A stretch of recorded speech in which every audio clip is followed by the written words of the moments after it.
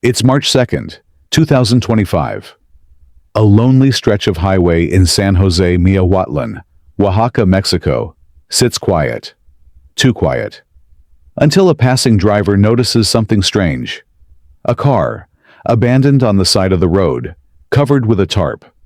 He stops, heart racing, and lifts the tarp just enough to see. What he finds changes everything. 9 young lives, brutally taken. Their bodies torn apart, stuffed inside and around the car. A bag of severed hands sits nearby, like a sick message. These were students from Tlaxcala, Mexico, on a dream vacation in Huatulco. They never made it home. Who did this? Why them? And what went so horribly wrong on that beach getaway? This is their story. A story of joy turned to terror, and questions that still haunt us. Let's go back a bit. Tlaxcala, a small state in central Mexico, is home to tight-knit communities, hardworking families, and young people with big dreams. In February 2025, a group of 9 friends from Tlaxcala were buzzing with excitement. They'd just finished school, some had graduated, others were close, and they wanted to celebrate. What better way than a trip to the beaches of Huatulco, Oaxaca? Huatulco's got turquoise waves, warm sand, and that laid-back vibe every young person craves after months of hard work. They packed their bags with swimsuits, snacks, and playlists for the 175-mile drive.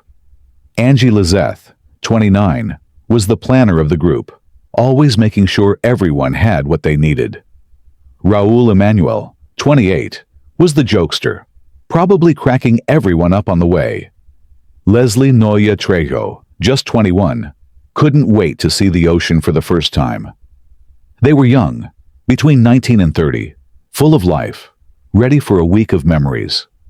They said goodbye to their families, promising to send pictures and be back soon.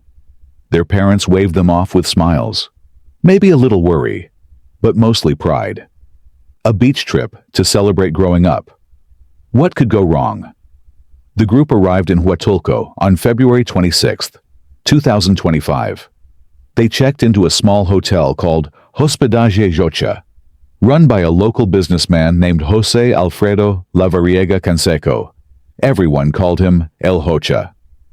It was a cheap spot, nothing fancy, but perfect for a bunch of students on a budget. They spent their first day splashing in the waves, taking selfies, and grabbing street tacos. Friends back home got a few texts and pictures. Everyone looked happy, carefree. That was February 26th. But then, on February 27th, something changed. The texts stopped. No more pictures. Families started calling their phones. Nothing but voicemail. Angie's mom got worried first. She called the hotel, but no one had seen them since the morning. Raul's dad tried tracking his phone. Dead. By the end of the day, all 9 were missing. 9 young people, gone without a trace in a tourist town, where everyone's supposed to feel safe. Their families waited, hoping it was just a dead battery or a wild night out. But deep down, they knew something was wrong. Very wrong. Fast forward to March 2nd, 2025. A man driving through San Jose Miahuatlan, a small town near the Oaxaca-Puebla border, notices a Volkswagen Vento parked weirdly on the side of the highway. It's got Tlaxcala plates, and something about it doesn't sit right. He pulls over, steps out, and sees a tarp draped over part of the car. Blood seeping through the edges. His hands shake as he lifts it, just a little, and what he sees makes him stumble back. Bodies. Everywhere. Some stuffed in the trunk, others inside the car. 9 in total, and they're not just dead. They're torn apart. Arms, legs, torsos, all separated. Nearby, there's a bag with 8 pairs of hands inside, plus 2 more in the trunk. It's like something out of a nightmare. Police swarm the scene. They find bullet wounds, signs of torture.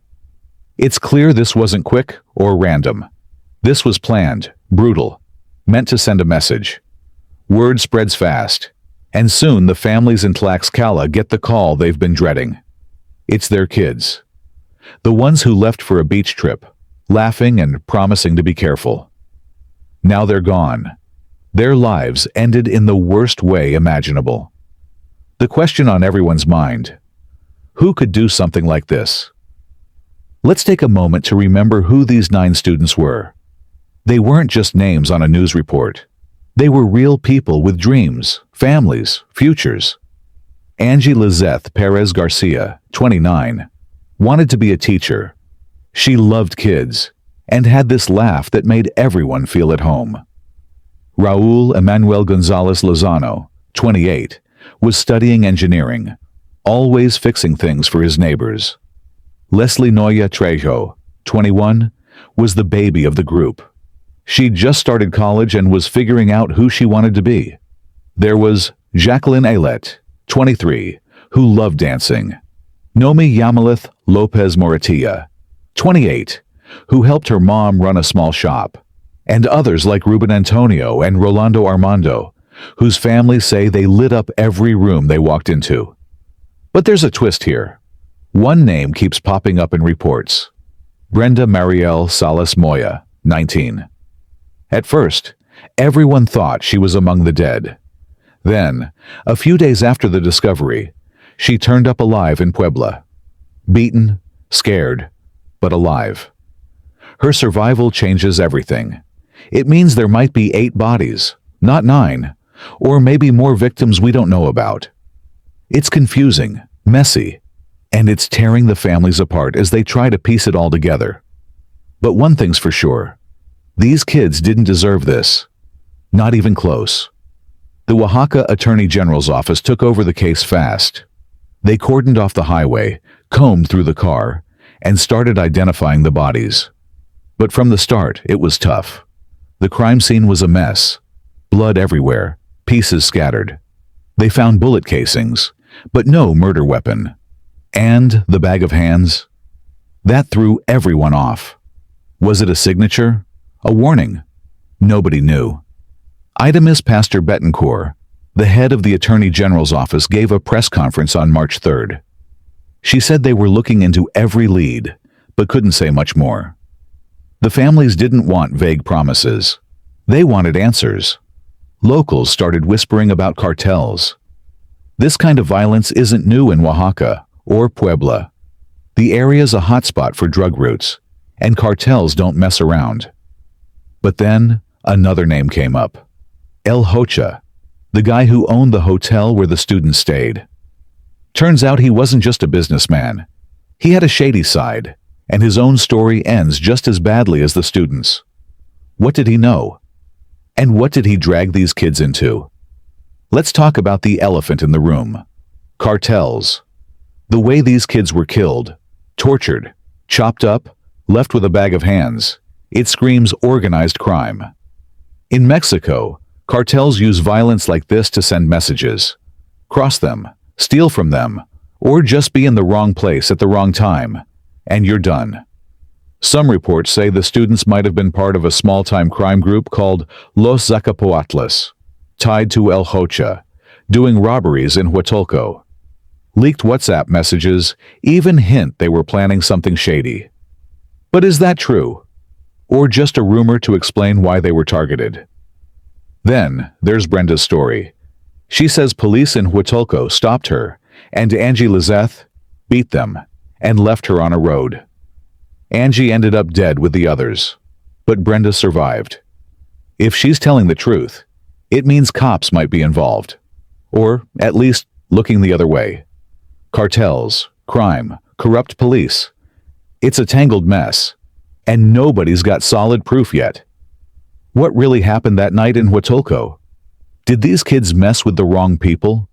Or were they just in the wrong place at the worst possible time? Now let's talk about Jose Alfredo Lavariega Canseco, El Hocha. He owned Hospedaje Hocha, the hotel where the students stayed. He was a local businessman, even ran for mayor once, but people say he wasn't exactly clean. On March 1st, 2025, just a day before the students' bodies were found, El Hocha turned up dead in his car in Baracopolita, not far from Huatulco. Shot, with a note pinned to his body that said he was a thief. A thief? Coming from killers who do something like that, it's hard to know what to make of it. Some say El Hocha hired the students for small jobs, maybe robberies, maybe worse. Others think he crossed someone bigger, and the students got caught in the fallout. His death and theirs feel connected, like two pieces of the same awful puzzle. But without more evidence, it's just guesses. One thing's clear. Whatever El Hocha was into, it ended with him, and those 9 kids, paying the ultimate price. Brenda Mariel Salas Moya's story is the one piece of hope in this nightmare, but it's also the most confusing.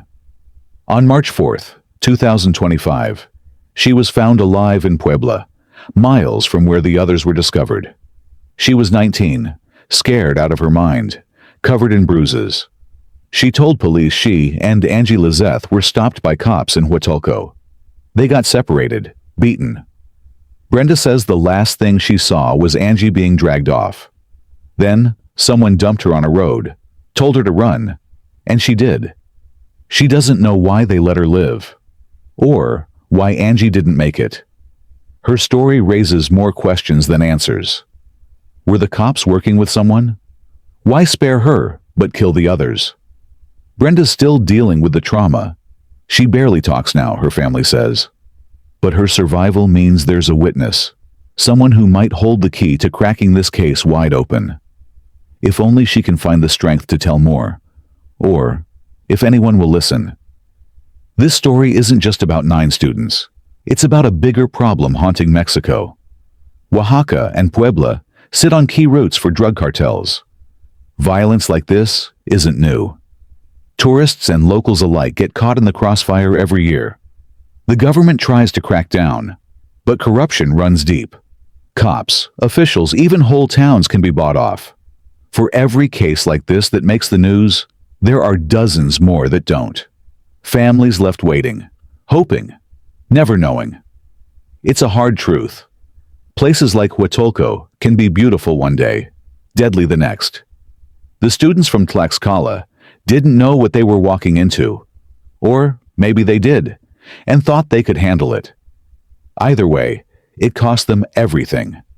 And it's a reminder to all of us. Some battles are bigger than we can see. As of today, March 15th, 2025, the investigation's still open, but it's slow. No arrests, no suspects named. The Oaxaca Attorney General's office says they're working on it, but the families aren't holding their breath. Too many questions linger. Who ordered the killings? Was it a cartel or something more personal? What about Brenda's story? Were the police really involved? And what role did El Hocha play in all this? The crime scene gave some clues, but not enough. The bag of hands, the torture. It feels like a message, but to who? The students' families are still grieving, still waiting for justice that might never come. It's a heavy weight to carry, knowing the truth might stay buried on that dark highway forever. The story of these 9 students from Tlaxcala is a tragedy that hits hard. They were young, full of dreams, just trying to celebrate a new chapter in life. Instead, they met a horror none of us can fully understand. Their families deserve answers. Their lives deserve justice. As we keep digging into cases like this, let's remember to stay aware, stay safe, and never stop asking questions. If you've got thoughts on this case, drop them in the comments. I'd love to hear what you think. And don't forget to like and subscribe for more true crime stories. Until next time.